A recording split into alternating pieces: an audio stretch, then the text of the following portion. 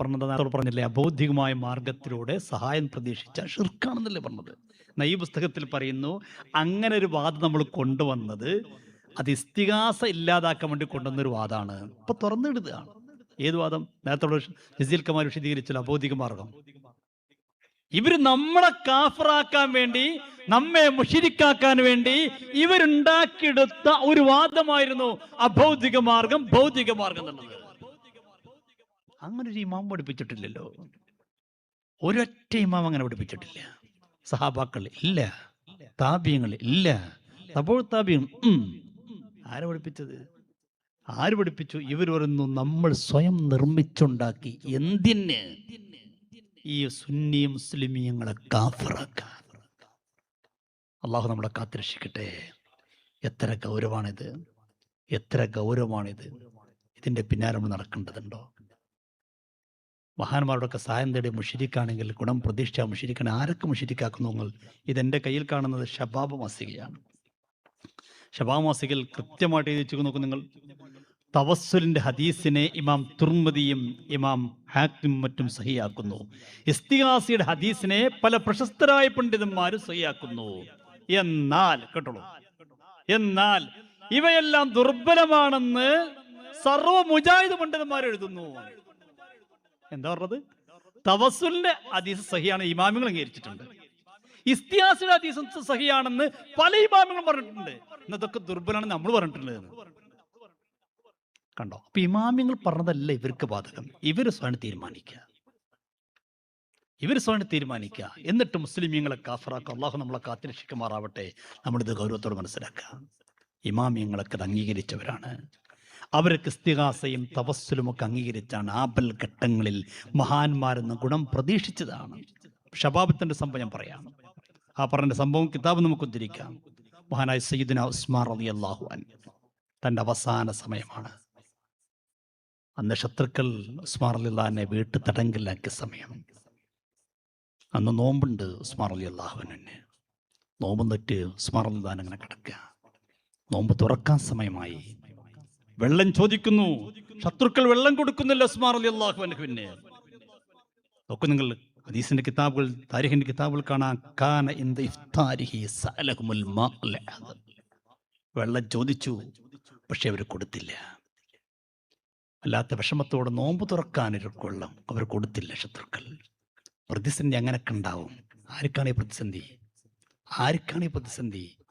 മുത്തുനബിയുടെ മരുമകൻ, ഇസ്ലാമിക് റിപ്പബ്ലിക്കിന്റെ മൂന്നാമത്തെ ഖലീഫ ഉസ്മാൻ റളിയല്ലാഹു അൻഹു ആണ്.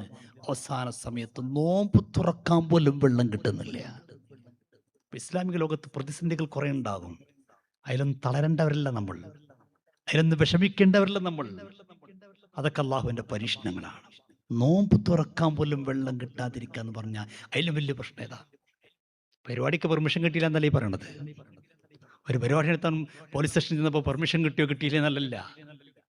പിന്നെ പിന്നെ നോമ്പ് തുറക്കാൻ പോലും വെള്ളം കിട്ടിയില്ല.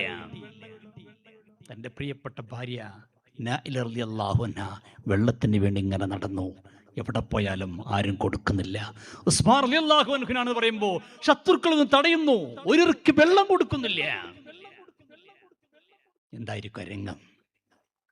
എത്ര വേദനിച്ചിട്ടുണ്ട് അവരൊക്കെ. വിശുദ്ധ ഇസ്ലാമിന് വേണ്ടിയാണ് അതൊക്കെ. നമ്മളങ്ങനെയൊക്കെ ചിന്തിക്കണം. അള്ളാഹുവിൻ്റെ ദീനിന് വേണ്ടി പ്രയാസപ്പെടേണ്ടി വരും, അള്ളാഹുവിൻ്റെ ദീനിന് വേണ്ടി വിഷമിക്കേണ്ടി വരും. വരിങ്ങനെ നടന്നു പോയി താരിഖിന്റെ കിതാബുൽ കാണാം. പോയി വെള്ളം കിട്ടിയില്ല. അത്താഴത്തിന്റെ സമയമായപ്പോഴാണ് എവിടുന്നോ കുറച്ച് വെള്ളം കിട്ടി. ആ വെള്ളമായിട്ട് ഓടി വരികയാണ്. ഞാൻ ഇന്നും നോമ്പ് നോക്കുകയാണ്. ഭാര്യ ചോദിച്ചു, അതെങ്ങനെ? ഇന്നലെ നിങ്ങൾ നോമ്പ് മുറിച്ചിട്ടില്ലല്ലോ, നോമ്പ് മുറിക്കാൻ വെള്ളം കിട്ടിയിട്ടില്ലല്ലോ. വെള്ളം കിട്ടാതെ നോമ്പ് മുറിക്കാതെ എങ്ങനെ അടുത്ത നോമ്പ് നോക്കല്? തെറ്റല്ലേ?